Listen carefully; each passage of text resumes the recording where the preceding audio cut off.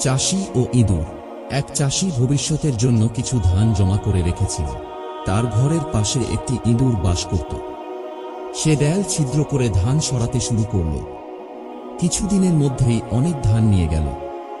যখন আশপাশের ইঁদুরগুলো দেখল যে অমুক ইঁদুরের অবস্থা খুব ভালো হয়ে গেছে, তখন তার কাছে সব ইঁদুর জমা হতে লাগল। দিনরাত নানা রং বেরঙের কথা বলে তার মেয়াজ বিগড়ে দিল। ইঁদুরও অহংকারে মাটিতে পা ফেলত না, গর্বে চারদিকে দাপিয়ে বেড়াতে লাগল।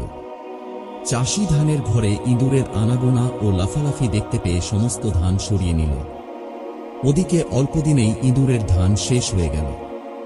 যেসব ইঁদুর তার সাথে সাথে চলাফেরা করত, তারাও নিজ নিজ পথ দেখল।